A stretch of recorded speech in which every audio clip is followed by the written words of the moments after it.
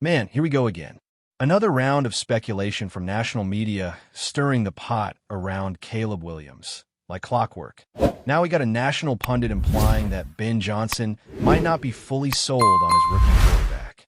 And listen, I get it. Caleb hasn't been perfect, and it's fair to criticize any young player. But this narrative that there's some deep hesitation or that Johnson's just biding time before moving off Caleb, that's just not rooted in reality. It's noise. It's drama that some folks are addicted to, even when this team is actually building something solid. Let's be real. This is Chicago. The media is always going to chase tension, whether it's there or not. And unfortunately, some Bears fans feed into it too. They cling to every missed throw or every turnover like it's proof the sky is falling. And I'm not saying Caleb's above criticism. Far from it. But there's a big difference between fair analysis and flat-out manufacturing controversy. The latter does nothing but distract from the real conversation around this team, which should be about progress, development, and how we're stacking wins. Ben Johnson hasn't been vague. He's spoken clearly and publicly about his commitment to Caleb Williams. And more importantly, you can see in how this offense is evolving. You can see in the way Caleb's playing, how he's growing, even mid-game. Like last week, the first half was rough, no doubt. But in the second half, you could see the composure, the decision-making, the bounce back. If that touchdown to Rome doesn't get called back, we're talking about a stat line that looks way better and a performance that adds to his development. Yet despite that growth, you still have people jumping on every imperfect moment as if it's some grand indictment of Caleb's entire career. That's not how this works. That's not how rookie quarterbacks evolve, especially in the middle of a system overhaul with a brand new head coach. It's going to take time, and if you're paying attention, you can already see the foundation being laid. The guy isn't lost. He's not overwhelmed. He's learning how to process, how to adjust, and yeah, sometimes how to take a step back when he's trying to do too much. And let's just put this out there. If the Bears or Ben Johnson had even an ounce of doubt about Caleb's future as the guy, we'd know. It wouldn't be a whispered quote in a feature piece. It would be loud. It would show up in the play calling. It would show up in how the team handles game prep, how the sideline looks, the body language. It'd be visible. But that's not what we're seeing. We're seeing a team that's investing in their quarterback. We're seeing a coach who's working hand in hand with Caleb to bring out the best in him. Look, I get the temptation to react to every stat line, every pick, every off-target throw like it's a referendum on the whole project. But quarterback development is a process, and not just a give-him-a-year process. Sometimes it takes multiple seasons for a guy to fully grow into the NFL version of himself. The Bears know that. Ben Johnson knows that. That's why you don't see panic from the coaching staff. You don't see them protecting Caleb with ultra-conservative play calls. They're letting him play. They're letting him figure it out in real time, which is exactly what a quarterback in his position needs. Now, does that mean everything's been perfect? Of course not. Caleb has had his moments. Missed easy throws, forced balls into tight coverage, taken sacks he probably shouldn't. But you know what else he's shown? Poise, escapability, arm talent that flashes greatness. You don't get both extremes from scrub. You get both extremes from a young, talented quarterback trying to find that balance. And that's where Caleb is right now, trying to even out the flashes of brilliance with more consistency. People forget, the Bears are on a 4-game winning streak. This team is finding ways to win. And while Caleb might not have lit up the box score every week, he's contributed in meaningful ways. Remember that touchdown to DeAndre Swift? That wasn't just a stat patter. That was a critical moment that helped shift the momentum. So let's stop acting like he's been invisible. He's growing. He's learning to pick his spots. And he's doing it while the team is winning, which is exactly the kind of environment you want for your young quarterback. As for Ben Johnson, he's clearly taking a balanced approach. He's not overreacting. He's not shielding Caleb from hard coaching, and he's definitely not looking to start over the position. That whole, maybe he's not Johnson's guy angle. It's lazy. It's reaching.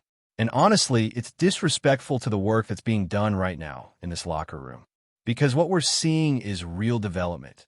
Not just for Caleb, but for the offense as a whole. Think about it. The Bears' run game, which was basically non-existent at the start of the season, has suddenly come alive. Over 200 rushing yards from the running backs alone last week. DeAndre Swift is looking like a true dual-threat back again. Kalmananji had his breakout game, and even Roscoe Johnson chipped in when called upon. You don't get that kind of production without smart play design, cohesive blocking, and a team buying into a vision. And that's another piece of this puzzle. When you talk about development, it's not just the quarterback. It's the whole offense clicking. Offensive line executing better. Receivers blocking downfield. Tight ends holding the edge. It all matters. Caleb isn't out there alone. And when the rest of the units start stepping up like they have, it creates a more supportive environment for him to thrive in. So when national media tries to throw shade or inject doubt, let's remember the bigger picture.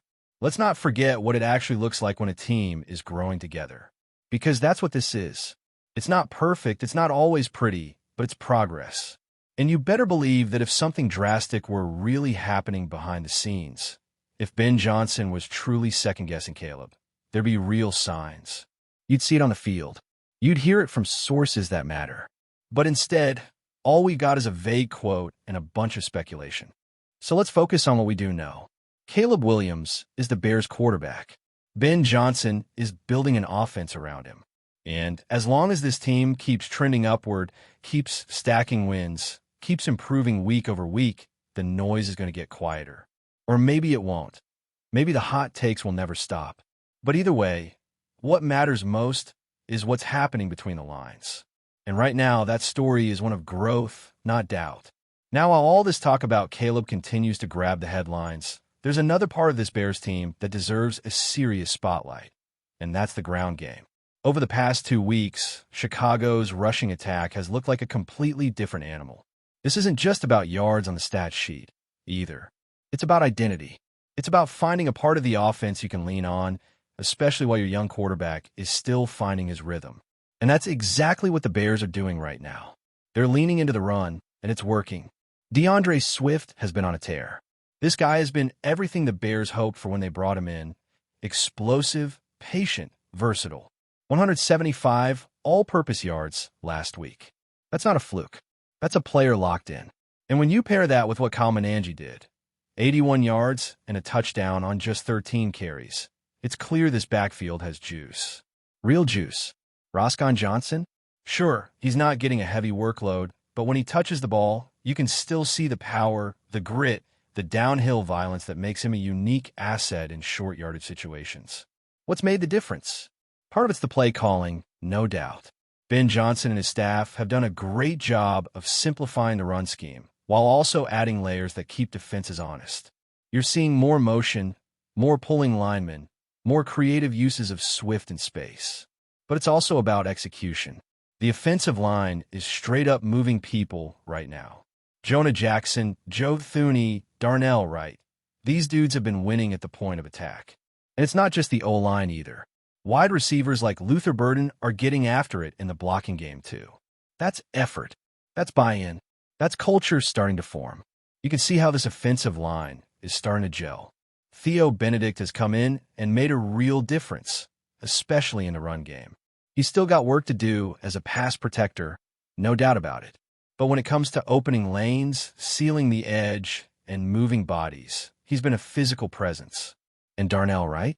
He's stacking good games together, cutting down on penalties, playing clean and smart football up front. That matters. When your line is clicking like that, it changes everything. Even the tight ends are stepping up. Cole Cametees dealing with a back injury, sure, but when he's out there, he's contributing to the physical tone. This is what a balanced offense starts to look like.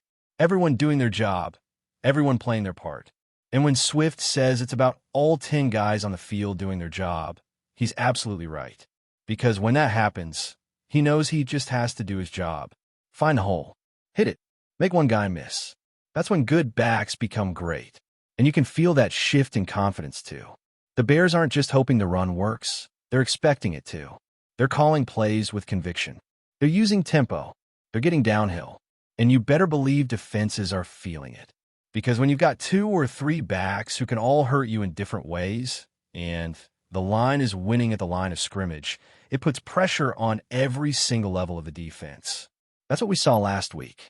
And if they keep building on that, this rushing attack could go from being a weakness to a real weapon by the end of the season.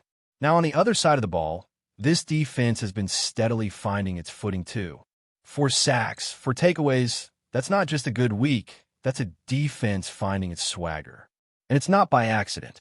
It's coaching, it's scheme, it's effort. Dennis Allen and Al Harris have made forcing turnovers a priority. You can see it in how aggressive the defensive backs are at the catch point. You can see it in how linebackers are attacking the ball. This group has bought into the idea that takeaways aren't just lucky, they're earned. DJ Edwards is balling. TJ Edwards and Tremaine Edmonds are both flying around the field, setting the tone, making big hits, getting stops in key moments. That linebacker duo is starting to anchor the middle of the field. And with guys like Kyler Gordon and Jaquan Brisker playing fast and physical in the secondary, this defense is becoming more complete every week. Javon Dexter? He's starting to flash too. Interior pressure, disruption. Those are the signs you want to see from a young player trying to carve out a role. Even the pass rush, which has been a sore spot most of the season, is starting to show life. For sacks in a single game, that's progress. That's what happens when you build a lead and let your guys pin their ears back. It's still not where it needs to be long-term, but it's a step. And right now, this team is all about stacking those steps, getting a little better each week, building momentum. And here's the thing. When your defense starts becoming opportunistic, when your offense can chew clock and grind out drives on the ground, that's a formula. That's something you can ride late into the season. You're not asking Caleb Williams to win the game by himself. You're building a structure around him. You're creating an environment where a young quarterback can grow without needing to be Superman every snap. That's what sustainable progress looks like. It's not a highlight reel. It's not a viral play. It's a team doing the work, getting better, finding its identity. Now, as we head into the next stretch, injuries are going to be something to watch. Tariq Stevenson dealing with a shoulder. Cole Kmet with that back. Both are considered day-to-day, but the Bears will need to monitor that closely. Because Stevenson, especially, has been playing really solid football the past few weeks. Losing him for any extended period could test this team's cornerback depth, which is already a bit thin. And if that happens, maybe the conversation shifts again. Maybe they do need to look at adding depth via trade. But for now, the focus has to stay internal. Get healthy. Stay sharp. Keep improving. Before we continue, don't forget to subscribe to our channel and give this video a like. Your support helps us keep bringing you the latest updates on our Chicago Bears. And don't be shy. Drop your thoughts on the news in the comments below. In a move that has sent shockwaves across the NFL, rumors are swirling that Zach Martin, one of the most dominant offensive linemen of the past decade, has reportedly signed with the Chicago Bears. While neither Martin nor the Bears have officially confirmed the deal, sources close to the matter suggest that the veteran guard could be making the Windy City his new home, and the mere whisper of the signing has already set the rumor mills ablaze. The news comes as a massive surprise to fans and analysts alike. Martin, a multiple-time Pro Bowler and perennial All-Pro, has long been considered a cornerstone of the Dallas Cowboys' offensive line. His potential departure raises questions about the Cowboys' strategy moving forward, and it simultaneously sparks speculation about the Bears' ambitions. Could Chicago be gearing up for a serious playoff push? Is this the kind of veteran presence that finally elevates their offensive line to elite status? The speculation is relentless. Insiders hint that the Bears' front office may have orchestrated a stealthy approach, quietly courting Martin with promises of leadership, stability, and a chance to mentor younger talent. The timing also adds fuel to the rumor fire.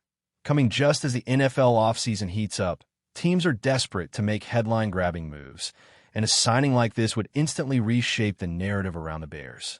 Social media platforms have already exploded with fans debating the plausibility of Martin swapping Dallas for Chicago, and sports pundits are frantically recalculating draft strategies and roster projections in response. Yet, as with any high-profile rumor, skepticism remains. Could this be a negotiation tactic? A trial balloon? Or is the league truly on the verge of witnessing one of the most unexpected roster moves of recent years? One thing is certain. If Zach Martin does indeed join the Bears, it will not only redefine Chicago's offensive line, but also create a ripple effect throughout the NFL. For now, Fans can only watch, speculate, and wait for the inevitable confirmation or denial that will either ignite celebrations or crush dreams. In any case, the possibility of Martin in a Bears uniform has already become one of the hottest topics of the offseason, ensuring that this rumor will dominate headlines for weeks to come. That's it for this update. If you enjoyed the video and want to stay updated with exclusive news about our Chicago Bears, be sure to subscribe to our channel and hit that like button. We can't wait to hear your thoughts in the comments. See you in the next video.